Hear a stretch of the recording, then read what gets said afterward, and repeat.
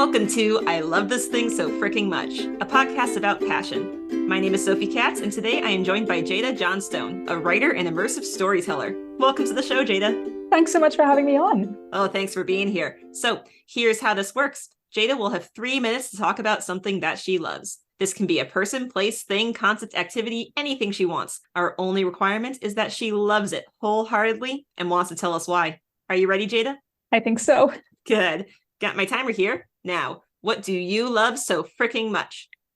I really love immersive theater. So I know it's kind of a broad term, but I really do mean that I love all of it. I love any production in which the typical audience experience is disrupted in some way. You know, I love shows that make you look all around you. I love shows where you don't have to sit still. I love shows that really bring the audience in and directly acknowledge them as part of the story. But I also love that as more artists and companies are starting to venture into this realm, that there's almost like a spectrum that's being created. It's so hard to put them all together on a timeline like in my head, but you know, you can start off with shows like Great Comet, where you know, like the audience experience is messed with a little bit, where the seating arrangements are a little weird, and there's performers in all corners of the theater, and the audience is interacted with, but they're still sitting. But then you go a step further, and you have Immersive Guys and Dolls in the West End, where the audience is standing, and they might get handed a prop or pulled into a conversation. You go another step further, and you have punch drunk shows like The Burnt City, where the audience doesn't get to talk, but they get to roam this big world and they're in control of the stories that they see. And then you go another step further, and then you have shows like Swamp Motel's St. Jude, where now you're isolated away from the rest of the audience and you're told that you're the main character and you get to choose how the story ends. And this isn't even like a perfect line of progression, but there's so many other shows that I've seen that I'm fascinated by that can very easily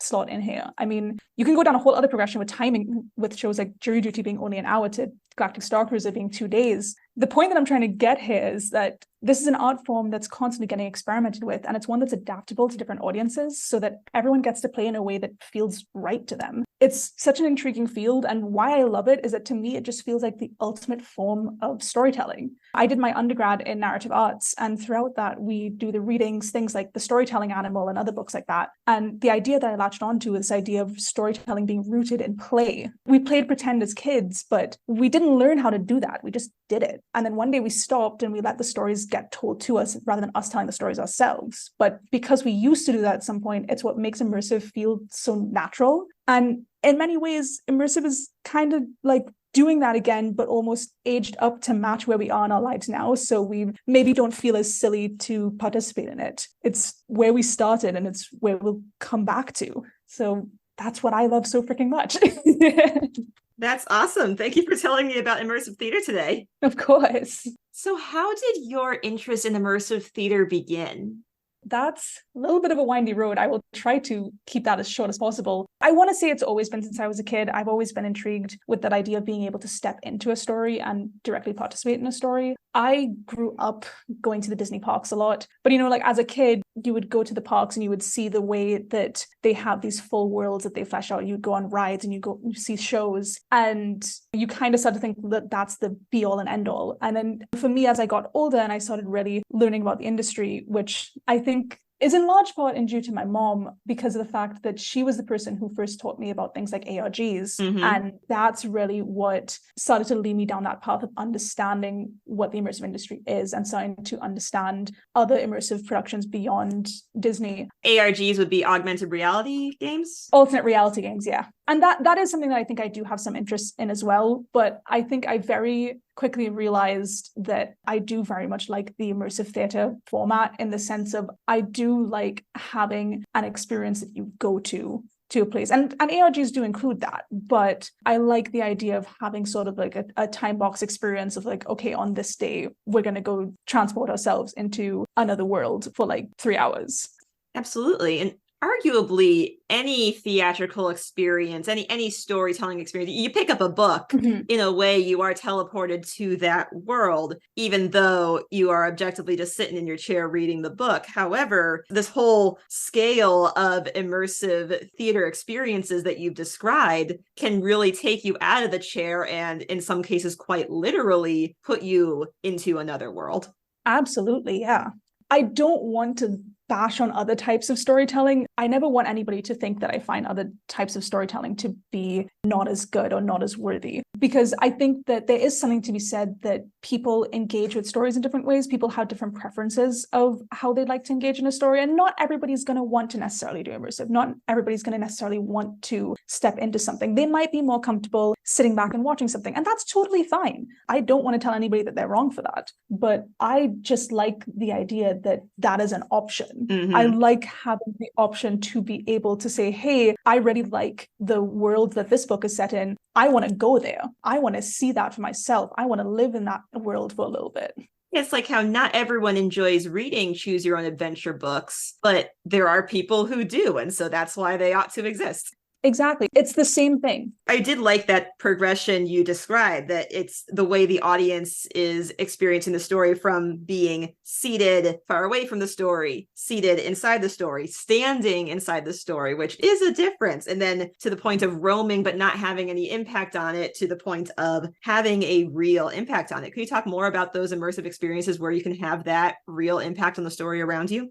I've had the pleasure of this year alone getting to see so many incredible shows, especially ones where, your actions do impact the story. And it's the kind of thing where you really feel those shows on an emotional level because of the fact that those types of shows really let you drive the narrative. And they really emphasize the fact that nothing in it is happening unless you made a particular choice. I kind of mentioned Jury Duty. That one I know is one that kind of stuck with me and my mom when we played it. Just to kind of give a small description, that one is pretty self-explanatory. You've been called to do jury duty, and the point of the show is you have this person who you have to decide by the end of the show whether or not he's guilty of the crimes that he supposedly committed.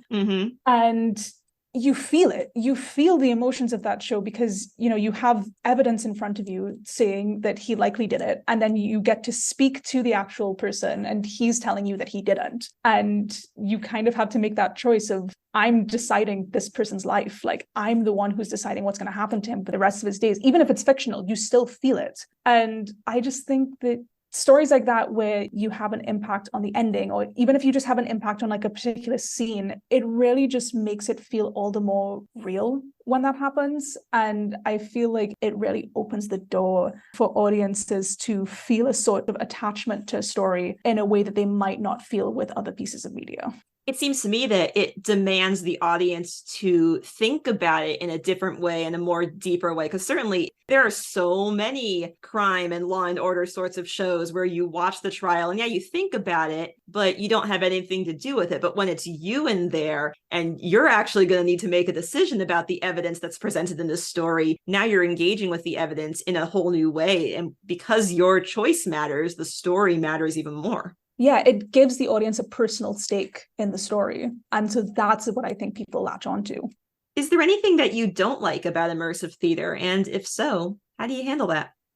The one thing that I think I don't like about immersive theater, and I feel like this is going to be contentious, I think people might not agree with me on this, is that I don't like that a lot of immersive theater is set up in a way that you are not allowed to take any photos or videos. For an art form like this, where, I encounter so many people who don't really know what this is. They don't really know that immersive theater is a thing, or even just immersive in general. They don't know a whole lot about it. And I feel like it would be so much easier to get people to understand why this thing is so cool if we could show people what we saw. To go back to Star Cruiser, that's something where that was a very unique experience, because that was something where, like photos and videos were allowed and even encouraged. And I remember I posted a lot of my photos and videos from both times that I did Star Cruiser on my Instagram story. And I had so many people messaging me being like, whoa, I didn't know this existed. This looks so cool. I want to go there. And you look at experiences like the Brent City, which I mentioned earlier. That's one where I love that show so much. It altered my brain chemistry.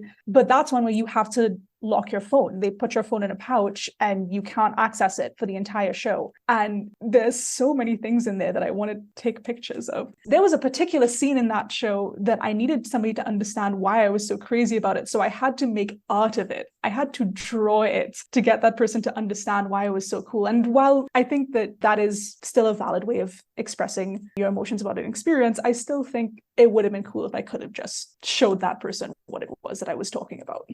What kind of reasons are given for why photos and videos would not be allowed in an experience like this?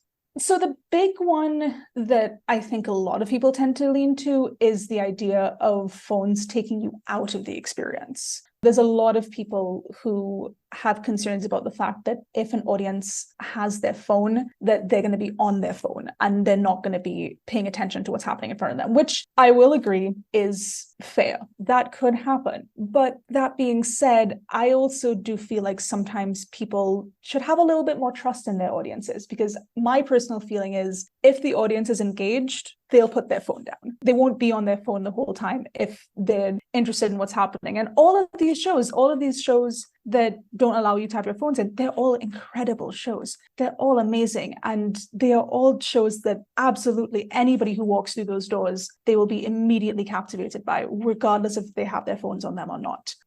You referred to immersive theater before as a very experimental art form, that there's lots of different things that it could be, and we're still figuring it out. It sounds like there's a lot of room to grow and learn and explore in how the phone can become a part of the experience, or at the very least, a part of how do we market this experience? How do we get other people to understand what this experience is? Because you're right, it is difficult to explain, but can be so impactful on people. And sometimes you need to see it in order to believe it. Yeah, absolutely. It's a tough conversation. And I also recognize my personal place in this conversation. I recognize that I am someone who is very new to the industry. I am still finding my footing. I have not been in this game as long as other people have. But I think to an extent, that I do have a different perspective than maybe those people would have. And these are my personal feelings on the matter. And I recognize that not everybody's going to agree with it, but I do think it is something that should be considered. Absolutely. And that's one of the fun things about being new at something is you don't necessarily know the quote unquote, the way it's always been done and why it's always been done. So you get to come in and ask, well, why is it like that? And what if we did something else? Yeah, that's definitely the fun part of this. It's the fun part of trying to make my career in this is really trying to understand the anatomy of the industry and trying to understand why things are done. And then also get to identify the things of like, well, why are we still doing stuff like that? And then you get to be a part of the great experiment. Exactly. Jada, thank you so much for telling us about something you love today. Oh, thank you so much. This was so much fun. I really appreciate you giving me this opportunity. Oh, my pleasure. And thank you, our listeners, for tuning in today. If you'd like to learn more about immersive theater, you can find a link to Jada's favorite immersive-related website, No Proscenium, in the episode description. And if you have something you love so freaking much you want to tell me all about it, consider this your invitation to join the show. I Love This Thing So Freaking Much is a production of Through the Window Media. This episode was directed and edited by Sophie A. Katz. You can find us at Through the Window on Twitter, Facebook, Instagram, or Tumblr. That is THROU the Window at all those social media sites. Be good to yourself, be kind to each other, and you'll hear from us again soon.